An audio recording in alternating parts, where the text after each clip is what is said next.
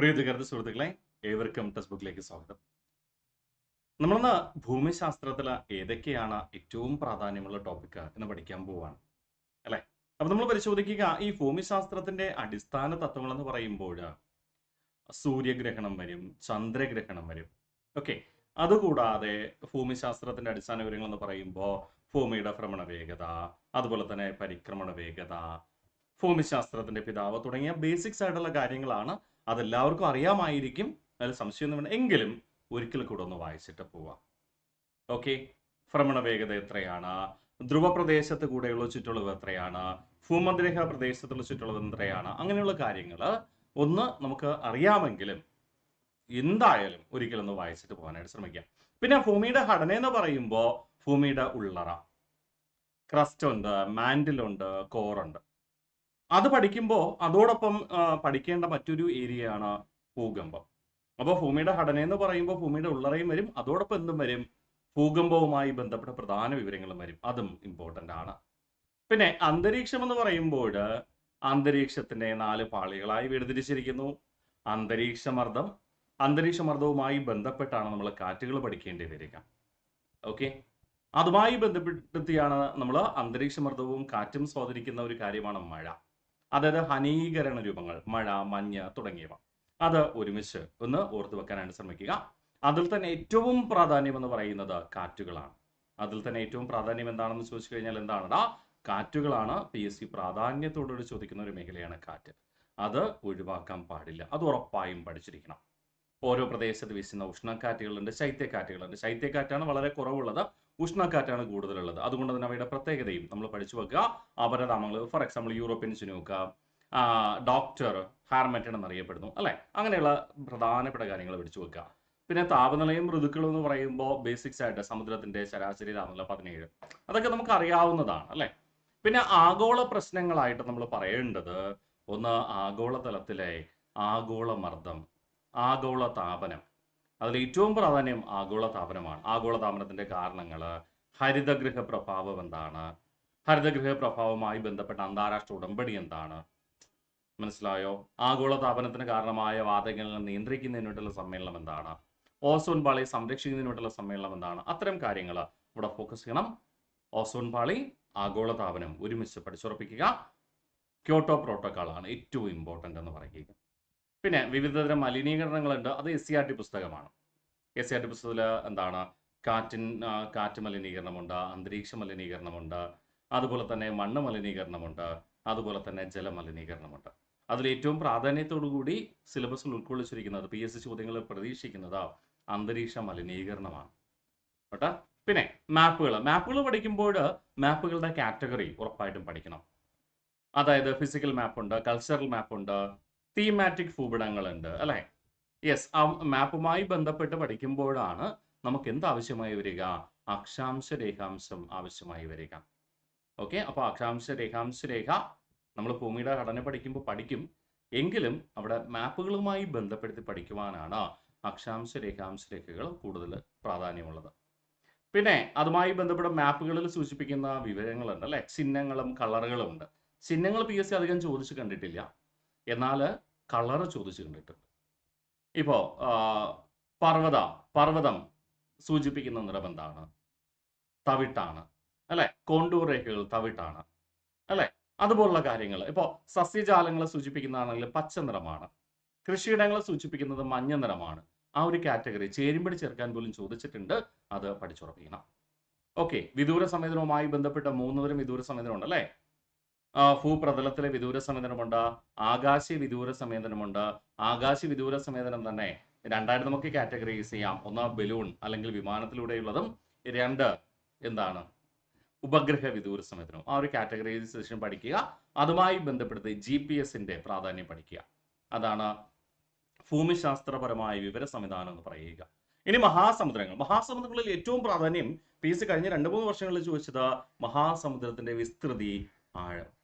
വിസ്തൃതി ചോദിച്ചിട്ടുണ്ട്, ആഴം ചോദിച്ചിട്ടുണ്ട്, ആഴം കൂടിയ പ്രദേശം ചോദിച്ചിട്ടുണ്ട്. അത് കൃത്യമായി പഠിച്ചു വെക്കണം. സമുദ്രത്തിന്റെ വിസ്തൃതി ഇപ്പോൾ പസഫിക് 165.2 ആണ്. ഓക്കെ, രണ്ടാമത്തെ ഏറ്റവും വലിപ്പം കൂടി രണ്ടാമത്തെ മഹാസമുദ്രം എന്ന് പറയുന്ന അറ്റ്ലാന്റിക് മഹാസമുദ്രമാണ്. അറ്റ്ലാന്റിക് മഹാസമുദ്രത്തിന്റെ വിസ്തൃതി എന്ന് പറയുന്നത് 82.4 അതുപോലുള്ള ബേസിക്സ് ആയിട്ടുള്ള കാര്യങ്ങൾ ഇമ്പോർട്ടൻ്റ് ആണ്, ചേരുമ്പടി ചേർക്കാൻ തന്നെ ചോദിച്ചിട്ടുണ്ട്. പിന്നെ ഭൂഖണ്ഡങ്ങളും അവയുടെ സവിശേഷതകളും ഓരോ ഭൂഖണ്ഡത്തെയും രാഷ്ട്രങ്ങൾ എന്ന് പറയുമ്പോൾ രാഷ്ട്രങ്ങളുടെ അപരനാമങ്ങളാണ്, അത് വാസ്റ്റ് ഏരിയ ആണ്.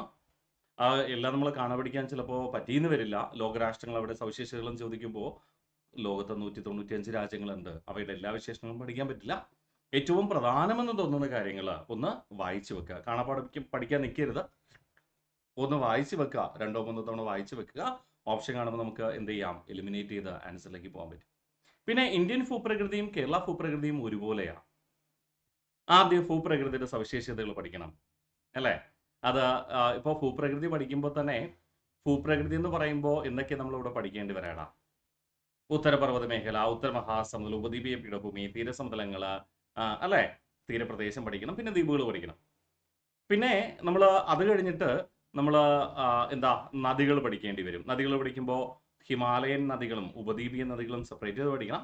അതിൽ PSC ഏറ്റവും കൂടുതൽ തവണ ചോദിച്ച് കാണുന്നത് ഉപദ്വീപീയൻ നദികളെ കുറിച്ചാണ്. പ്രധാനമായും ഗോദാവരി, നർമ്മദ, താപ്തി തുടങ്ങിയ നദികളാണ് പ്രാധാന്യത്തോടെ ചോദിക്കുക. അത് പ്രാധാന്യത്തോടെ തന്നെ പഠിച്ചു ഉറപ്പിക്കുക കേട്ടോ. പിന്നെ നമ്മൾ എന്താ പറയുക, കാലാവസ്ഥ, സ്വാഭാവിക സസ്യപ്രകൃതി. ഈ സ്വാഭാവിക സസ്യപ്രകൃതി എന്ന് പറയുന്നത് ആംഗ്ലത്തിൽ പറഞ്ഞാൽ നാച്ചുറൽ വെജിറ്റേഷൻ. അപ്പോൾ അവിടെ എന്താ പഠിക്കേണ്ടി വരിക? നമ്മൾ പണ്ടൊക്കെ ഇന്ത്യയുടെ വനസമ്പത്ത് എന്ന മേഖലയിൽ പഠിക്കുന്ന ഏരിയ, അതായത് ഇന്ത്യയിൽ കാണപ്പെടുന്ന വനവിഭവങ്ങൾ ഏതൊക്കെ എന്നതിന് പകരമാണ് സ്വാഭാവിക സസ്യപ്രകൃതി എന്ന് പറയുക. അതായത് വനവിഭവങ്ങൾ പഠിക്കണം. മഴക്കാടുകള്, ഇലപൊഴിയും വരണ്ട കാടുകള്, നിത്യഹരിത വനങ്ങള്, പുൽമേടുകള്, ചോലവനങ്ങൾ തുടങ്ങിയവയ്ക്കാണ് സ്വാഭാവിക സസ്യപ്രകൃതി എന്ന് പറയുക. അത് പ്രാധാന്യത്തോടു കൂടി തന്നെ പഠിച്ചുറപ്പിക്കണം. ഇനി കൃഷി എന്ന് പറയുമ്പോൾ ഇന്ത്യയിലെ പ്രധാനപ്പെട്ട കൃഷികൾ നമുക്ക് അടിസ്ഥാനമായി നെൽകൃഷി പഠിക്കണം, ഗോതമ്പ് കൃഷി പഠിക്കണം, പിന്നെ പരുത്തി കൃഷി പഠിക്കണം. അതുമായി ബന്ധപ്പെട്ട വസ്തുതകൾ അവിടെ പഠിക്കുമ്പോൾ ഈ കൃഷിക്ക് അനുയോജ്യമായ താപനില എത്ര, ഈ കൃഷിക്ക് അനുയോജ്യമായ മഴ എത്ര എന്ന രീതിയിലാണ് ചോദിക്കുക. അപ്പോൾ ഫോർ എക്സാമ്പിൾ, നെൽകൃഷിക്ക് അനുയോജ്യമായ താപനില എത്ര ഡിഗ്രി മുതൽ എത്ര ഡിഗ്രി സെന്റിഗ്രേഡ് വരെയാണ്, എത്ര മഴയാണ് ഈ കൃഷിക്ക് അനുയോജ്യമായ മഴ, ആ ഒരു കാറ്റഗറി ബേസ് ചെയ്ത് വേണം പഠിക്കാൻ. പിന്നെ കൃഷി 3 കാലയളവുണ്ടല്ലേ, ഖാരിഫ്, സെയ്ദ് തുടങ്ങിയ കാലയളവ് പഠിച്ചുറപ്പിക്കുക. പിന്നെ ഊർജ്ജ സ്രോതസ്സുകൾ എന്ന് പറയുമ്പോൾ പ്രാധാന്യത്തോടുകൂടി പഠിക്കേണ്ടത്, നമുക്ക് ഊർജ്ജ സ്രോതസ്സുകൾ പറയുമ്പോൾ എന്തൊക്കെയുണ്ട്? പാരമ്പര്യ ഊർജ്ജ സ്രോതസ്സുകളുണ്ട്, പാരമ്പര്യ ഇതര ഊർജ്ജ സ്രോതസ്സുകളുണ്ട്. അതിൽ കൂടുതൽ പ്രാധാന്യം കൊടുക്കേണ്ടത് പാരമ്പര്യ ഇതര ഊർജ്ജ സ്രോതസ്സുകളാണ് അല്ലേ. പിന്നെ റോഡ്, ജല, റെയിൽ, വ്യോമഗതാഗതങ്ങളിൽ PSC പ്രാധാന്യം കൊടുത്തിട്ടുള്ളത് റോഡ്, റെയിൽ ഗതാഗതങ്ങൾക്കാണ് കൂടുതൽ പ്രാധാന്യം. പിന്നെ നിങ്ങൾ എല്ലാ വിമാനത്താവളങ്ങളും പഠിച്ചില്ലെങ്കിലും കുഴപ്പമില്ല, 13 മേജർ തുറമുഖങ്ങളുണ്ട്. ആ 13 മേജർ തുറമുഖങ്ങളുടെ അപരനാമങ്ങൾ പഠിച്ചു വെക്കുക. മനസ്സിലായോ? ഓരോ തുറമുഖങ്ങൾക്കും ഒരു വിളിപ്പേരുണ്ട്. ആ അപരനാമങ്ങൾ പഠിച്ചു വെക്കുക, അല്ലെങ്കിൽ പുതിയ പേരുകൾ ചോദിക്കാം. അത് മാത്രം ഒന്ന് ഓർത്ത് വെക്കുക. മനസ്സിലായോ? തുറമുഖങ്ങൾ പ്രാധാന്യമാണ്, മറക്കരുത്, ഇമ്പോർട്ടൻ്റ് ആണ്. പിന്നെ ജലഗതാഗതത്തിൽ അധികമൊന്നും പഠിക്കാനില്ല, തുറമുഖങ്ങൾ മാത്രമേ പഠിക്കാനുള്ളൂ. പിന്നെ എത്ര നാഷണൽ വാട്ടർ വേസ് ഉണ്ട്? 111 അത്. പിന്നെ കേരളത്തിലേക്ക് ഒരുങ്ങുമ്പോൾ മലനാട്, ഇടനാട്, തീരപ്രദേശം, അതിൻ്റെ അളവുകളാണ് പ്രാധാന്യം. 75 മീറ്റർ അതിന് കൂടുതൽ ഉയരത്തിലുള്ളതാണെങ്കിൽ അതെന്താണ്? മലനാടാണ്. 7.5 തൊട്ട് 75 വരെയാണെങ്കിൽ ഇടനാടാണ്. ആ ഒരു കാറ്റഗറൈസേഷൻ. പിന്നെ നദികളിൽ ഏറ്റവും പ്രധാനപ്പെട്ട ഏറ്റവും നീളം കൂടിയ ഒരു 5 നദികൾ പഠിച്ചുറപ്പിക്കുക. അവിടെ പ്രത്യേകതയൊക്കെ പഠിച്ചുറപ്പിക്കുക, ഉത്ഭവസ്ഥാനവും. പിന്നെ ഒഴുകുന്ന ജില്ല, കാരണം PSC കഴിഞ്ഞ വർഷങ്ങളിലൊക്കെ ചോദിച്ചത് ആ ലെവലിലെ ചോദ്യം മാത്രം. ഇന്ത്യയിലെ സ്വാഭാവിക സസ്യപ്രകൃതി പഠിച്ചതുപോലെ തന്നെ കേരളത്തിലും എന്തുണ്ട്? സ്വാഭാവിക സസ്യപ്രകൃതിയുണ്ട്. അതെന്ത് തന്നെയാണ്? വനവിഭവങ്ങൾ തന്നെയാണ്. പിന്നെ വന്യജീവി എന്ന് പറയുമ്പോൾ ദേശീയോദ്യാനങ്ങളും പ്രധാനപ്പെട്ട വന്യജീവി സങ്കേതങ്ങളുമാണ് പഠിക്കുക. വന്യജീവി സങ്കേതങ്ങളും ദേശീയോദ്യാനവും പഠിക്കുമ്പോൾ അവ പ്രഖ്യാപിച്ച വർഷം പഠിക്കുക, സ്ഥലം പഠിക്കുക, പിന്നെ അവിടെ സംരക്ഷിക്കുന്ന പ്രധാന ജീവി ഏത് അല്ലെങ്കിൽ മൃഗം ഏത് എന്ന കാര്യം പഠിച്ചുറപ്പിക്കുക. കൃഷിയും ഗവേഷണ സ്ഥാപനങ്ങൾ എന്ന് പറയുമ്പോൾ കൃഷിയുമായി ബന്ധപ്പെട്ട പ്രധാനപ്പെട്ട ഗവേഷണ സ്ഥാപനങ്ങളുണ്ട്. ഫോർ എക്സാമ്പിൾ ഇപ്പോൾ ടൊബാക്കോ റിസർച്ച് ഇൻസ്റ്റിറ്റ്യൂട്ട് അല്ലേ, അതുപോലുള്ള മരിച്ചിനി ഗവേഷണ കേന്ദ്രം, അങ്ങനെയുള്ള ബേസിക്സ് ആയിട്ടുള്ള കാര്യങ്ങൾ മാത്രം പഠിച്ചുറപ്പിച്ചാൽ മതി.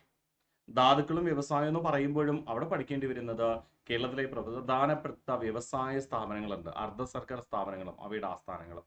ഇപ്പൊ KMML ആസ്ഥാനം കൊല്ലം അല്ലെ, അതുപോലെ തന്നെ FACTയുടെ ആസ്ഥാനം എറണാകുളമാണ്.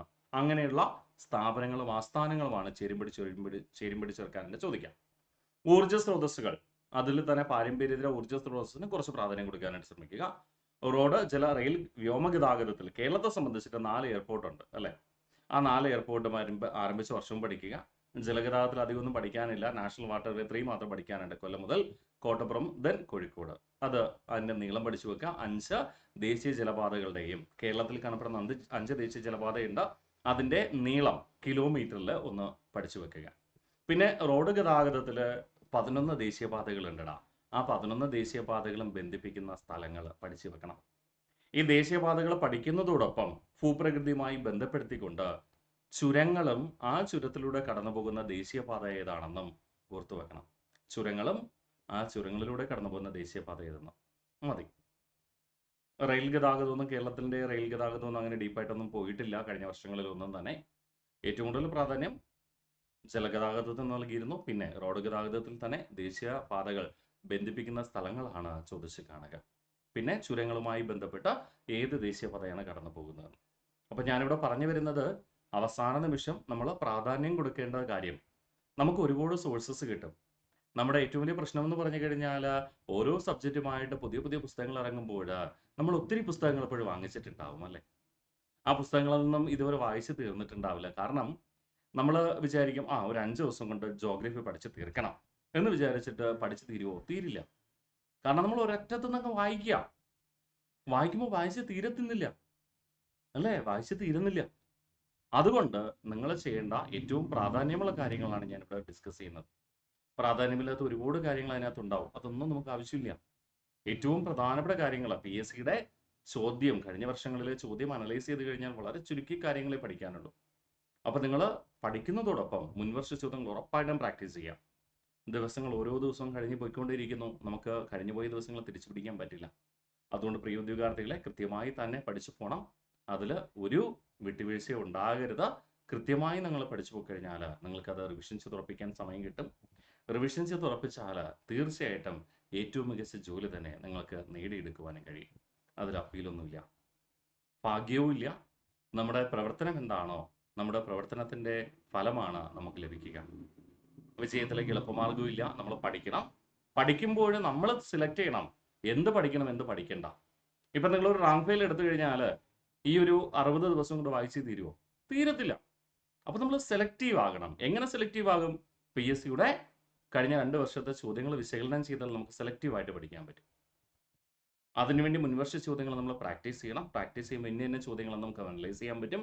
അത് ഫോക്കസ് ചെയ്യുക. ഞാൻ വീണ്ടും പറയുന്നു, സാധിക്കുമെങ്കിൽ ഒരു ദിവസം രാവിലെ ആദ്യം നിങ്ങൾ ചെയ്യേണ്ടത് ഒരു മുൻവർഷ ചോദ്യം അറ്റൻഡ് ചെയ്യുക എന്നാണ്.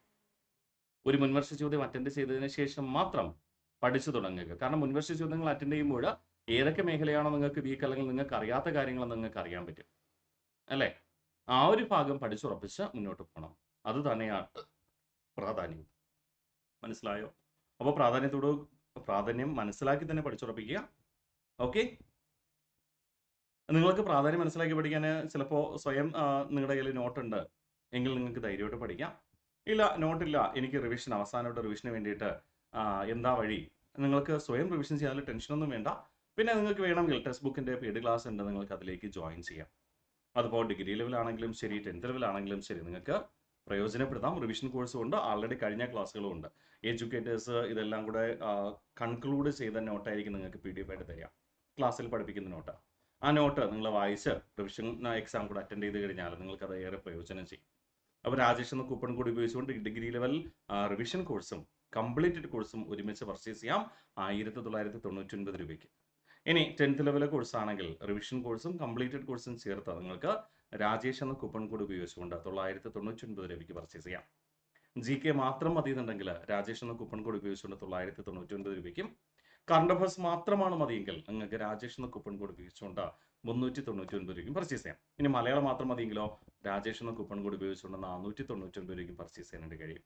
ഓക്കെ, അപ്പോൾ മറക്കണ്ട, നിങ്ങൾക്ക് ഓരോ ടോപ്പിക് നമ്മൾ കഴിഞ്ഞ ദിവസം ഹിസ്റ്ററിയുമായി ബന്ധപ്പെട്ട് റാൻഡം ചെക്ക് ചെയ്തു പ്രധാനപ്പെട്ട ടോപ്പിക് ഏതാണെന്ന്. അതുപോലെ ഇന്ന് ജോഗ്രഫിയുമായി ബന്ധപ്പെട്ട ഏറ്റവും പ്രാധാന്യമുള്ള കാര്യങ്ങൾ ഞാൻ പറഞ്ഞു.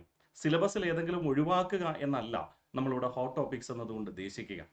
വീണ്ടും ഞാൻ നിങ്ങൾ ഓർമ്മിപ്പിക്കുന്നു, ഞാനിപ്പോൾ കുറച്ച് പേർക്കെങ്കിലും സംശയം ഉണ്ടാകും, ഞാൻ സിലബസിലെ എല്ലാ കാര്യങ്ങളും പറഞ്ഞല്ലോ എന്ന്. നമ്മൾ ഹോട്ട് ടോപ്പിക്സ് എന്ന് പറയുമ്പോൾ സിലബസിൽ ഏതെങ്കിലും ഒന്ന് പഠിക്കണ്ട എന്ന് നമുക്ക് ഒരിക്കലും പറയാൻ പറ്റില്ലടാ. കാരണം പി എസ് സി സംബന്ധിച്ചിട്ട് എന്താ പറയുക, പി എസ് സി എവിടെ നിന്ന് വേണമെങ്കിലും ക്വസ്റ്റ്യൻ ചോദിക്കാം. അപ്പോൾ ഓരോ മേഖലയിൽ നിന്നും ഏറ്റവും പ്രാധാന്യമുള്ള പോയിന്റ്സ് ആണ് നമ്മൾ പഠിച്ചുറപ്പിക്കേണ്ടത്. ശരിയല്ലേ? ഓരോ മേഖലയിൽ നിന്നും പ്രാധാന്യമുള്ള പോയിന്റ്സ് ആണ് നമ്മൾ പഠിച്ചുറപ്പിക്കേണ്ടത്. ഓരോ മേഖലയിൽ ഒട്ടനവധി കാര്യങ്ങളുണ്ട്, അത് നമുക്ക് വേണമെന്നില്ല. അതിലെ പ്രധാനപ്പെട്ട പോയിന്റ്സ് മാത്രം പഠിച്ചാൽ മതി. ഫോർ എക്സാമ്പിൾ, ഇപ്പോൾ നാച്ചുറൽ വെജിറ്റേഷൻ, നിത്യഹരിത, ഇപ്പോൾ അർദ്ധ നിത്യ ഹരിതവനങ്ങൾ, അർദ്ധ നിത്യഹരിത വനങ്ങൾ. അർദ്ധനിത്യഹരിത വനങ്ങൾ ഇന്ത്യയിൽ ഏതൊക്കെ സംസ്ഥാനങ്ങളിൽ കാണപ്പെടുന്നു എന്നൊന്നും പഠിക്കേണ്ട ആവശ്യമില്ല. അർദ്ധനിത്യഹരിത വനങ്ങൾ എന്ന് പറഞ്ഞാൽ എന്താണ്, ആകെ എത്ര വിസ്തൃതി ഉണ്ട്, അത് മാത്രം പഠിച്ചാൽ മതി. പുൽമേടുകൾ, ഇന്ത്യയിൽ ആകെ എത്ര വിസ്തൃതി ഉണ്ട്, പ്രധാനപ്പെട്ട പുൽമേടിന് ഉണ്ടോ, ഉണ്ട്, ബുഗ്യാൽ പുൽമേട്, അതിന്റെ പേര് പഠിക്കുക, അതെവിടെയാണെന്ന് പഠിക്കുക. അല്ലാതെ പുൽമേട് കാണപ്പെടുന്ന സംസ്ഥാനങ്ങൾ ഇവയൊക്കെയാണ്, പുൽമേട് എന്ന് പറഞ്ഞു കഴിഞ്ഞാൽ 10 മീറ്ററിൽ കൂടുതൽ ഉയരം ഇല്ലാത്ത മരങ്ങളുള്ളതാണ്, അങ്ങനെയൊന്നും അല്ല. അപ്പോൾ നമ്മൾ പഠിക്കേണ്ട കാര്യങ്ങൾ അതീവ ശ്രദ്ധയോടുകൂടി ചുരുക്കി പഠിക്കാം. ആദ്യം പഠിക്കുമ്പോൾ ഒരുപാട് കാര്യങ്ങൾ ഉണ്ടാവും, രണ്ടാമത് വായിക്കുമ്പോൾ പ്രധാനപ്പെട്ട പോയിന്റ് മാത്രം ചുരുക്കുന്നു, മൂന്നാമത്തെ തവണ വായിക്കും വീണ്ടും ചുരുക്കുന്നു. ആ രീതിയിലാണ് നമ്മൾ പഠിച്ചുറപ്പിക്കേണ്ടത്. മനസ്സിലായോ? പകരം കിട്ടുന്ന നോട്ട് മൊത്തം നമ്മൾ വായിക്കുന്നു. നമ്മൾ ഓരോ ദിവസവും കഴിയുന്തോറും ടെലഗ്രാമിൽ നിന്ന് ഒരുപാട് PDF കിട്ടുന്നു, PDF വായിക്കുന്നു, അത് കഴിഞ്ഞിട്ട് മറ്റൊരു PDF കിട്ടുന്നു, അതും വായിക്കുന്നു. ഹിസ്റ്ററിയുടെ PDF നിങ്ങൾ നോക്കിക്കഴിഞ്ഞാൽ ഒരുപാട് PDF കിട്ടും, അത് മാത്രം വായിച്ചുകൊണ്ടിരുന്ന ബാക്കി ടോപ്പിക് പഠിക്കാൻ പറ്റുമോ? ജോഗ്രഫിയുടെ ഓരോ ദിവസവും നിങ്ങൾക്ക് ഒരുപാട് PDF കിട്ടും, അത് വായിച്ചുകൊണ്ടിരുന്ന കിട്ടുമോ? നിങ്ങൾ ആൾറെഡി പഠിച്ച കാര്യങ്ങളായിരിക്കും വീണ്ടും വായിക്കുക, അല്ലേ? ശരിയല്ലേ? അപ്പോൾ എത്രത്തോളം നിങ്ങൾ വായിക്കുന്നു എന്നതിനേക്കാൾ ഉപരി എത്ര പ്രാധാന്യം കൊടുത്ത് വായിക്കുന്നു, എത്ര ലിമിറ്റ് ചെയ്ത് വായിക്കുന്നു, അതാണ് ഇനിയുള്ള ദിവസങ്ങളിൽ പ്രാധാന്യം. കാരണം പരീക്ഷയ്ക്ക് ഇനി കുറച്ച് ദിവസമേ ഉള്ളൂ. അപ്പോൾ സെലക്റ്റീവായിട്ട് പഠിക്കുക. അതെങ്ങനെ സെലക്റ്റീവായിട്ട് പഠിക്കും? പി എസ് സിയുടെ മുൻവർഷ ചോദ്യങ്ങൾ പരിശോധിച്ച് സെലക്റ്റീവായിട്ട് പഠിക്കുക. അതുമായി ബന്ധപ്പെട്ടാണ് ഞാൻ പറഞ്ഞത്, കഴിഞ്ഞ വർഷങ്ങളിലെ ചോദ്യങ്ങൾ ഇന്ന ടോപ്പിക്കിന് പ്രാധാന്യം കൊടുത്തിരുന്നു, അത് പ്രാധാന്യത്തിൽ പഠിക്കുക. മനസ്സിലായോ? ഓക്കെ, അപ്പോൾ അടുത്ത ക്ലാസ്സിൽ കാണാം.